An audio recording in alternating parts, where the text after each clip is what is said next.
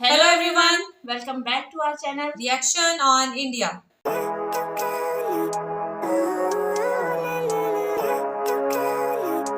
मेरा नाम है नाजिया। मेरा नाम है मिनाहिल। तो आज इस वीडियो पर हम रिएक्शन देने जा रहे हैं। इसका टाइटल है कंप्लीट हिस्ट्री ऑफ राष्ट्रीय स्वयं सेवक संघ। अच्छा, राष्ट्रीय स्वयं सेवक संघ ये RSS का वो है। अच्छा, फुल फॉर्म है RSS and politics decoded by Adesh Singh UPSC और इनके चैनल का नेम है स्टडी IQ IAS। सो आज हम लोग इस वीडियो पे रिएक्शन करने जा रहे हैं। वीडियो का लिंक आपको मिल जाएगा डिस्क्रिप्शन बॉक्स में। आई होप सबने ही इस चैनल को सब्सक्राइब किया होगा, लेकिन फिर भी आप लोग चेकआउट कर सकते हैं। और अगर आप हमारे चैनल पे नए हैं तो जल्दी से सब्सक्राइब कर लें और बाकी लिंक्स जो है वो डिस्क्रिप्शन में मौजूद है, वहां उसको फॉलो करें। सो जल्दी से बढ़ते हैं वीडियो की जानिब और देख लेते हैं ये वीडियो। स्टडी IQ IAS, अब तैयारी हुई affordable. History of RSS। Welcome to study IQ। मेरा नाम है आदेश सिंह। दोस्तों, 1925 में एक डॉक्टर ने एक ऑर्गेनाइजेशन बनाया जिसका एम था हिंदू सोसाइटी को ब्रिटिश अट्रॉसिटीज के अगेंस्ट तैयार करना। उस टाइम पर किसी ने भी नहीं सोचा था कि ये छोटा सा ऑर्गेनाइजेशन आगे चलकर वर्ल्ड का सबसे बड़ा नॉन गवर्नमेंट ऑर्गेनाइजेशन बन जाएगा। जी हां, हम बात कर रहे हैं राष्ट्रीय स्वयं सेवक संघ यानी RSS की, जो 2025 में 100 साल की हो जाएगी। RSS ये एक ऐसा नाम है जिसका जिक्र होते ही राजनीति के गलियारों की धड़कन बढ़ जाती है। ये समाज के भीतर कहीं न कहीं देश के सबसे बड़े परिवार के तौर पर अपनी पहचान करवाता है। लेकिन यहां सवाल ये नहीं है कि RSS का मतलब क्या है। सवाल ये है कि RSS क्या एक सामाजिक संगठन है या फिर राजनीतिक? ये सांस्कृतिक तौर पर काम करता है या फिर राजनीतिक तौर पर, या फिर इसका कुछ और ही काम है? तो चलिए जरा पीछे चलते हैं, कुछ इतिहास के पन्नों को टटोल लेते हैं और जानते हैं RSS का इतिहास क्या है और इसे क्यों बनाया गया। साथ ही ये भी कि आज इसका जिक्र करना इतना इंपॉर्टेंट क्यों है। आइए शुरू करते हैं। हिस्ट्री ऑफ राष्ट्रीय स्वयं सेवक संघ RSS। साल 1907। ये वो दौर था जब बंगाल में आजादी के संघर्ष के लिए क्रांतिकारियों ने अनुशीलन समिति के नाम से एक क्रांतिकारी संगठन खड़ा किया। नागपुर से डॉक्टर की पढ़ाई करने आए केशवराम बलराम हेडगेवार भी इस संगठन का हिस्सा बने और जेल भी गए। दादा भाई नौरोजी ने उस वक्त गर्म सोच के नायक लोकमान्य बाल गंगाधर तिलक को कांग्रेस में आने का न्योता दिया, तो हेडगेवार भी कांग्रेस में उनके साथ ही आ गए। हेडगेवार ने कांग्रेस के साथ काफी समय तक काम किया, लेकिन 1917 में टर्की के खलीफा की गद्दी छिन जाने के विरोध में पूरे हिंदुस्तान में खिलाफत मूवमेंट की शुरुआत हो गई और गांधी जी की अगुवाई में कांग्रेस ने भी इसका समर्थन किया।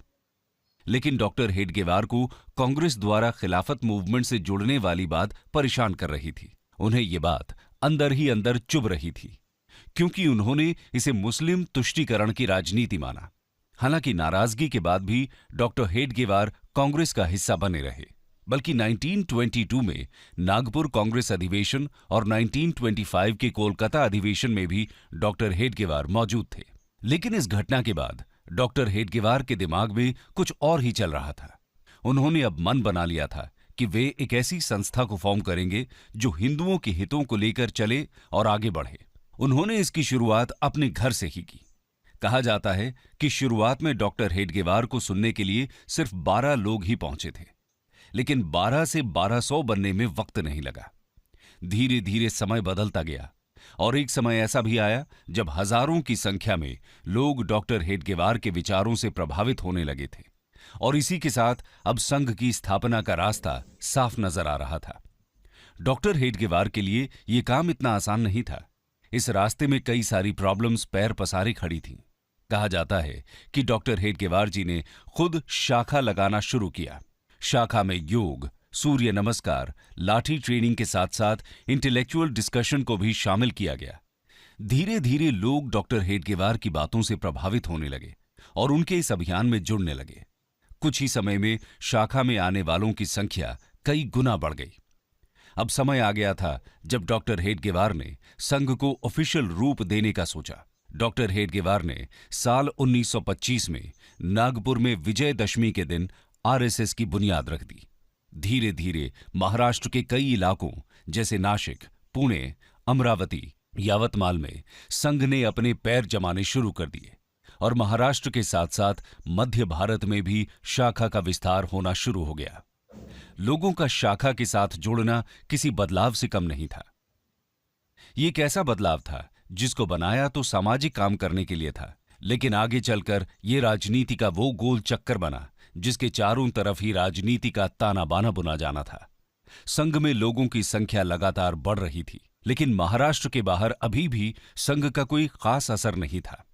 संघ विस्तार के लिए तैयार था और महाराष्ट्र के बाहर पैर पसारने का मौका तब मिला जब डॉक्टर हेडगेवार को 1930 के आसपास बनारस हिंदू यूनिवर्सिटी जाने का मौका मिला। डॉक्टर हेडगेवार BHU आए और पंडित मदन मोहन मालवीय से बात की। पंडित मदन मोहन मालवीय ने BHU परिसर में संघ का ऑफिस खोलने के लिए परमिशन दे दी। BHU में डॉक्टर हेडगेवार की मुलाकात MSc की पढ़ाई कर रहे माधवराव सदाशिवराव गोलवालकर से हुई। गोलवालकर BHU में पढ़ाते भी थे, इसलिए उन्हें सब गुरुजी कहा करते थे। गोलवालकर डॉक्टर हेडगेवार के माध्यम से ही संघ में एक्टिव हुए और उसके मेंबर बने। लेकिन 1940 में डॉक्टर हेडगेवार की मृत्यु हो जाती है और सर्वसहमति से RSS की कमान गोलवालकर को सौंप दी जाती है। गोलवालकर की लीडरशिप में RSS के विचार दिल्ली, कोलकाता, चेन्नई और लाहौर के साथ साथ पूरे देश में फैलना शुरू होते हैं। आइए अब जानते हैं कि RSS कैसे काम करता है और इसकी शाखाएं कहां-कहां फैली हुई हैं। Organisational setup of RSS। RSS की कंस्ट्रक्टिव अरेंजमेंट की बात करें तो RSS 11 पार्ट में बटा हुआ है। हब यानी केंद्र, रीजन यानी क्षेत्र, प्रोविंस यानी प्रांत, डिपार्टमेंट यानी विभाग, डिस्ट्रिक्ट यानी जिला, तालुका, टाउन यानी नगर, ब्लॉक यानी खंड, सर्कल यानी मंडल, ग्राम, ब्रांच यानी शाखा। वहीं अगर RSS की ब्रांच यानी शाखा की बात करें तो ये 5 तरह की हैं। पहला, प्रभात ब्रांच, इसमें मॉर्निंग में सभी की मीटिंग होती है। दूसरा है इवनिंग ब्रांच। तीसरा ब्रांच है नाइट ब्रांच। फिर आता है मिलन, मिलन यानी वीक में 1 या 2 बार होने वाली मीटिंग। और आखिर में आता है संघ मंडली। संघ मंडली मंथ में होने वाली मीटिंग को कहा जाता है। दोस्तों, आपको यह जानकर हैरानी होगी कि संघ में करीब 1 करोड़ से ज्यादा ट्रेन्ड मेंबर्स हैं। संघ परिवार के अंदर 80 से ज्यादा छोटे बड़े संगठन आते हैं। अकेले उत्तर प्रदेश में RSS के 8,000 से ज्यादा ब्रांच हैं। केरला जैसे स्टेट में जहां हिंदू पॉपुलेशन कम है, वहां भी RSS के करीब 5,000 ब्रांच हैं। ये तो बात हुई देश के अंदर की। वहीं दुनिया के 40 से ज्यादा कंट्रीज में RSS की 57,000 ब्रांचेस हैं। इसके साथ ही इन सभी ब्रांचेस में डेली 50 लाख से ज्यादा मेंबर्स आते हैं। देश की हर तहसील और 60,000 गांवों में हर रोज संघ की ब्रांचेस लगती हैं। आप सोच रहे होंगे ये ब्रांचेस क्या हैं? तो बता दें कि ब्रांच या शाखा सुबह शाम होने वाली मीटिंग को कहा जाता है, जो किसी भी खुले ग्राउंड में 1 घंटे की लगती है। इन्हीं ब्रांचेस को RSS की बुनियाद माना जाता है और इसी वजह से इतना बड़ा RSS संगठन चल रहा है। यहां रोज सुबह शाम शाखा का आयोजन होता है, जहां सारे वॉलंटियर्स एक दूसरे से मिलते हैं। इस दौरान सभी प्रेयर करते हैं, योग और गेम्स खेलते हैं। साथ ही ये लोग प्रेयर और कल्चरल एस्पेक्ट्स पर चर्चा भी करते हैं। इसके साथ ही यहां सरसंघ चालक को चुना जाता है और हर सरसंघ चालक अपने नेक्स्ट सरसंघ चालक को अनाउंस करता है। प्रेजेंटली RSS के सरसंघ चालक श्री मोहन भागवत हैं। बता दें कि जो संघ में अपने मन से आता है उन्हें स्वयं सेवक कहा जाता है। इसके अलावा अगर हम इसके विस्तार की बात करें तो आज पूरे वर्ल्ड में RSS की करीब 55 सब्सिडियरी ऑर्गेनाइजेशंस हैं, जैसे भारतीय जनता पार्टी, बजरंग दल, हिंदू जागरण मंच, इंडियन फार्मर्स एसोसिएशन, हिंदू स्वयं सेवक संघ, राष्ट्र सेविका समिति, all India world council, Vidya Bharati, Saraswati Shishu मंदिर, वनवासी कल्याण आश्रम, मुस्लिम नेशनल फोरम, नेशनल सिख संगत, वर्ल्ड डायलॉग सेंटर, स्वदेशी जागरण मंच, लघु उद्योग भारती, विवेकानंद केंद्र, इंडियन लेबर यूनियन, सेवा भारती, विश्व हिंदू परिषद एटसेट्रा। लेकिन RSS का काम क्या है और भारतीय समाज में इसका क्या योगदान रहा है, आइए जानते हैं। Functions and contributions of RSS। दोस्तों, आरएसएस समाज सेवा और सुधार के साथ साथ राहत और रिहेबिलिटेशन के काम करता है। ये काम डिजास्टर साइट और जरूरतमंद इलाकों में संघ के वॉलंटियर्स देते हैं। इसके अलावा देश में कास्टिज्म को खत्म करना और कल्चरल नेशनलिज्म को बढ़ाना भी संघ का मकसद है। इसके लिए संघ मैगजीन निकालता है जिन्हें लाखों लोग पढ़ते हैं। इनमें मेन मैगजीन, ऑर्गेनाइजर और पंचजन्य है। इसके अलावा संघ टीनेजर्स और चिल्ड्रन के लिए देवपुत्र नाम की मैगजीन भी निकालता है। अगर बात करें आरएसएस के अभी तक के योगदान की, तो भारत में कश्मीर विलय के वक्त जब नेहरू सरकार कुछ असमंजस की स्थिति में थी, तो उस वक्त सरदार पटेल द्वारा हेल्प मांगने पर आरएसएस प्रमुख गुरु गोलवालकर ने ही महाराजा हरि सिंह से बात की थी, जिसके बाद महाराजा हरि सिंह ने विलय के लिए दिल्ली लेटर भेजा था। इसके अलावा दादरा और नगर हवेली और गोवा के भारत में विलय के दौरान भी संघ ने बहुत इंपॉर्टेंट रोल प्ले किया था। 22 जुलाई 1954 को दादरा को पोर्चुगीज से मुक्त कराया गया था। 28 जुलाई को आरएसएस लीडर वाकनकर की लीडरशिप में स्वयंसेवक्स ने नारोली पुलिस स्टेशन पर हमला बोल दिया और पोर्चुगीज स्टाफर्स को ओवरपावर करते हुए उन्हें सरेंडर करने के लिए मजबूर कर दिया। लिबरेशन फोर्सेस को इस तरह आगे बढ़ता देख पोर्चुगीज फोर्सेस कैप्टन विर्गिलियो फिडाल्गो के नेतृत्व में राजधानी सिल्वासा की तरफ रिट्रीट कर चुकी होती है।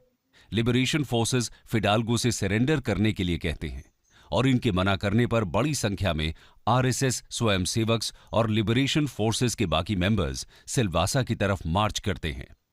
पोर्चुगीज भाग जाते हैं और स्वयंसेवक 2 अगस्त 1954 की सुबह पोर्चुगीज का फ्लैग उतारकर भारत का तिरंगा यहां फहराते हैं।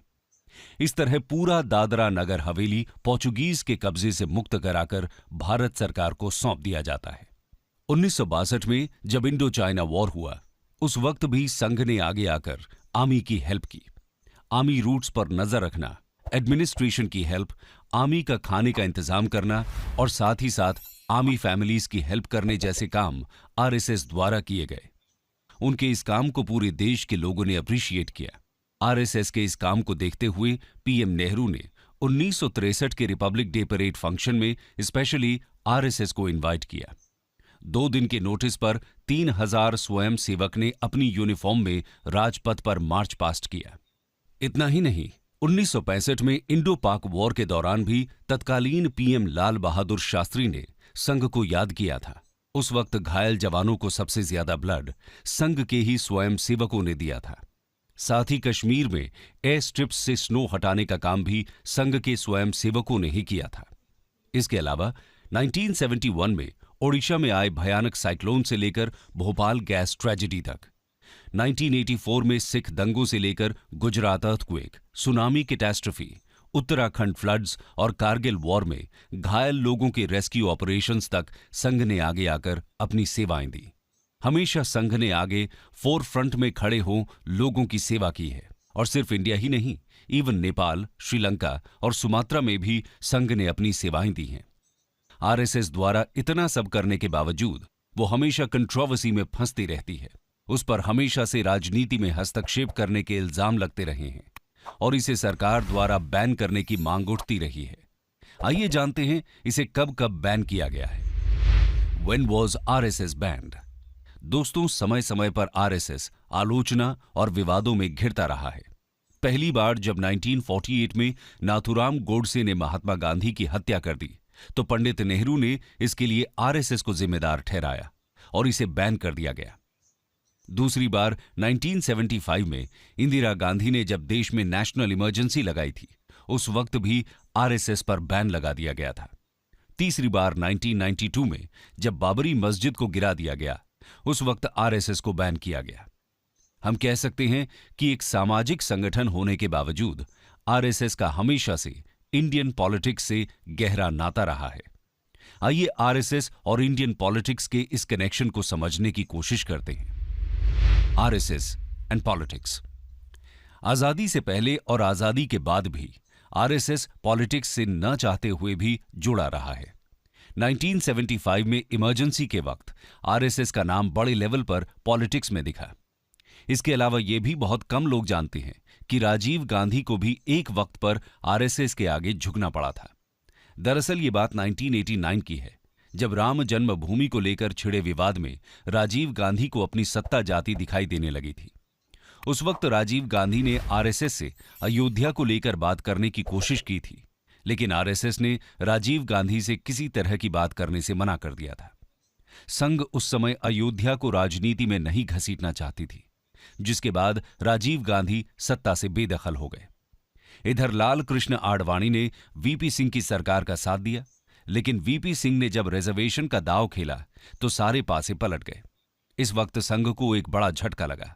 झटके में ही सही, संघ को यह महसूस हो गया कि राजनीति को अयोध्या जाना ही होगा। इस दौरान रिजर्वेशन की आग फैली तो राजनयिक हलचल मच गई। संघ भी एक्टिव हुआ और विश्व हिंदू परिषद के साथ मिलकर अयोध्या राम जन्मभूमि आंदोलन में साथ देने का फैसला कर लिया। दोस्तों, राजनीति की वजह से आरएसएस हमेशा आलोचना से घिरा रहा है। ऐसा इसलिए क्योंकि आरएसएस वीर सावरकर की आइडियोलॉजी फॉलो करता है, जिसकी वजह से आलोचकों ने हमेशा से संघ को right wing fascist radical Hindu organisation कहा है, जबकि आरएसएस पॉलिटिकल अपीसमेंट के खिलाफ हिंदुओं के हितों को उठाता है। देखा जाए तो आरएसएस की कोई सेट मेजर फिलॉसफी नहीं है, लेकिन आरएसएस 4 तरह की मेन फिलॉसफीज को फॉलो करता है। पहला, अखंड भारत। आरएसएस का मानना है कि आदिकाल से बांग्लादेश, पाकिस्तान, श्रीलंका, म्यांमार, अफगानिस्तान और ईरान तक भारत फैला हुआ था। ये सब अखंड भारत का हिस्सा हैं। दूसरा है इंटेग्रल ह्यूमनिज्म। ये फिलॉसफी दीनदयाल उपाध्याय जी ने दी थी। इस फिलॉसफी के अंतर्गत इंसानियत को सबसे आगे रखने की बात कही गई है। साथ ही ग्रामीण विकास, सोशल डेवलपमेंट और रियलिस्टिक मॉडल को अपनाने पर जोर दिया गया। थर्ड है हिंदुत्व, यानी हिंदू धर्म को सर्वोच्च मानना। आरएसएस का मानना है कि भारत में निवास करने वाले सभी लोग कहीं न कहीं हिंदू धर्म के ही फॉलोअर्स हैं। संघ तिरंगे की जगह भगवा ध्वज को अपने कार्यक्रम में यूज करता है। इसी वजह से उसके ऑफिस पर तिरंगा नहीं फहराया जाता। अक्सर इस वजह से आरएसएस कंट्रोवर्सी में फंसता रहता है।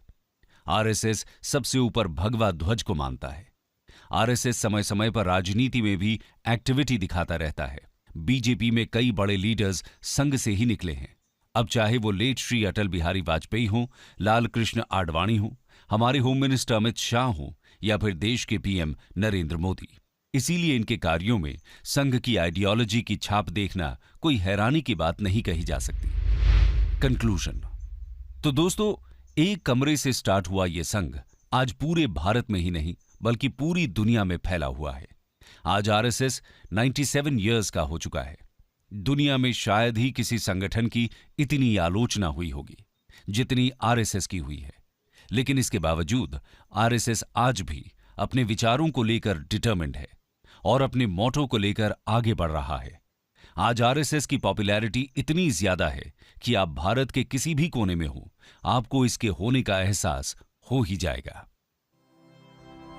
तो खैर, वीडियो में जाना आरएसएस के बारे में कंप्लीट कि कहाँ से इसका ओरिजिन हुआ, किस तरीके से इतने छोटे से लेकिन मुझे स्टार्ट किया और अब पूरी दुनिया में फैले हुए। लेकिन मुझे जो है ना, इनका विजन जो है ना वो बहुत फर्म लगता है, क्योंकि कभी भी मतलब जब जिनका विजन जो है वो बहुत फर्म होना, मजबूत हो कि नहीं हमने कुछ करना है और मुल्क के लिए कुछ करना है, इंसानियत के लिए कुछ करना है। अच्छा, इनके विजन में मुझे सिर्फ मुल्क नहीं दिखाई देता बल्कि ह्यूमैनिटी दिखाई देती है, क्योंकि इसीलिए ये पूरी दुनिया में फैले हुए हैं। इसीलिए अभी तक जो है वो 97 इयर्स हो गए, अभी तक अभी तक कोई ऐसी एनजीओ या कोई पार्टी इतना इयर्स तक जो है वो नहीं मतलब चली। वही ना, इनका मोटिव बहुत फर्म है ना, इसलिए इनको कोई तोड़ नहीं सका। बहुत ज्यादा इनके बारे में कंट्रोवर्सी भी हुई कि ये फ्लैग नहीं लगाते। जाहिर सी बात है, कोई भी किसी भी मुल्क का फ्लैग अगर कोई नहीं लगाएगा अपनी बिल्डिंग के ऊपर, चाहे वो नॉन गवर्नमेंट भी बिल्डिंग क्यों ना हो, एनजीओ ही क्यों ना हो, लेकिन जाहिर है वो उस पे कहेंगे यार ये कैसे इतना आगे तक जा रहे हैं, या ये तिरंगा नहीं लहरा रहे, या सिर्फ तिरंगा की बात छोड़ो, किसी भी मुल्क का फ्लैग नहीं लगा हुआ, इन्होंने अपना एक अलग से फ्लैग बनाया हुआ है, क्यों ये इतना। बहुत लोग कंट्रोवर्सी में करने की कोशिश करते हैं, किसी को भी अगर फेम मिल जाए तो। लेकिन जिस तरीके से इनके हमने काम देखे, किस तरीके से ये इंसानियत की खिदमत कर रहे हैं, तो भाई और मुझे जब इनका वो जो डॉक्टर हिट ग्रेड थे, उनका जो फर्स्ट था, मतलब फर्स्ट मोटिव ही उनका ये था कि जब वो तुर्की जो है और उनके साथ उन्होंने किया था, पैचअप किया था, तब भी वो मतलब वो अलहदा होना चाह रहे थे और उनका यही मोटिव था कि हमने जो इंडियंस हैं, इंडियन सोसाइटी, उनकी एक अपनी अलग पहचान हो, किसी के मतलब गुलाम ना बने। तब से जो है ये उनका बस यही मोटिव था। और इंसानियत वाली जैसे अभी बात की है कि उनका ये कि इंसानियत के लिए काम किया जाए, ये नहीं कि अपने मुल्क के मतलब एक स्पेसिफिक किसी एक चीज के लिए नहीं, बल्कि पूरी इंसानियत के लिए। और ये कि इसी वजह से जो पूरी कंट्री में 57,000 इनकी ब्रांचेज है ना, बहुत ज्यादा ब्रांचेज है। मैंने नहीं आज तक कभी किसी पॉलिटिकल पार्टी की या किसी एनजीओ की इतनी ज्यादा बाहर मुल्क में तो है, मुल्क से बाहर भी है, मुल्क से बाहर 57,000। और डेली के इतने लोग ऐड होते हैं, उनकी जो मीटिंग्स होती हैं उसमें ऐड होते हैं। अच्छा, मैं एक ये बात सोच रही थी, ये इस वीडियो में नहीं बताया गया इसके बारे में कि क्या आरएसएस सिर्फ हिंदूज ज्वाइन कर सकते हैं या कोई भी किसी भी रिलीजन से ताल्लुक रखता हो वो ज्वाइन कर सकता है, क्योंकि ये स्पेसिफाई नहीं किया गया, क्योंकि हम लोगों के लिए जानना जरूरी है। हाँ, जैसे बाहर की कंट्रीज में है तो वहाँ के मेरे ख्याल से बाहर के लोग भी ज्वाइन कर सकते होंगे आरएसएस। नहीं, जैसे इन्होंने एक बात की कि ये हिंदुत्व को ज्यादा प्रेफरेंस देते हैं ना आरएसएस वाले। इनका ख्याल है कि मतलब जितने एरिया इन्होंने दिखाए गए, पाकिस्तान इंक्लूडेड, बांग्लादेश और इस साइड से चाइना था, आई थिंक कुछ और था, ईरान था, आई थिंक, मतलब जितने भी एशियन कंट्रीज है, उन्होंने कहा कि ये कहीं ना कहीं इसमें भारत का ही एक ये रूप है। पहले ये भारत में ही शामिल थे, फिर अलग अलग हुए, सब जो है वो अपने अपने कंट्री बने, पहले वही थे। तो क्या, और ये भी मानते हैं कि मतलब सब हिंदूज ही हैं, पहले सब हिंदू थी। जैसे हमें बहुत सारे कमेंट्स भी आते हैं कि सब पहला, और ये तो हमें भी पता है कि मोस्ट जो ओल्डेस्ट रिलीजन है वो हिंदुइज्म ही है। तो ये सिर्फ हिंदुत्व को ही मानते हैं और सिर्फ उन्हीं को ही इजाजत देते हैं अपने मतलब अपने उसमें शामिल होने के, अपनी एनजीओ में या अपने इदारे में। आप कह लो इतना बड़ा है तो जाहिर सी बात है इदारा कहना ही इसको बेटर होगा। ये आप लोग जरूर कमेंट करके बताइए, क्योंकि हम लोगों के लिए जानना जो है, हम लोग एज ए मुस्लिम कह लो या एज ए अदर कंट्री आप कह लो, तो ये हम लोगों के लिए जानना बहुत जरूरी है। मैं यही सोच रही, बल्कि पूरी वीडियो में मैं यही ढूंढती रही हूँ, सोचती रही हूँ कि कुछ ना कुछ ऐसा मिलेगा जानने को, लेकिन ये इन्फॉर्मेशन नहीं थी। तो खैर ये थे आज का हमारे रिएक्शन। तो मिलते हैं आपसे नेक्स्ट रिएक्शन वीडियो के साथ। तब तक दें हमें इजाजत। अल्लाह हाफिज।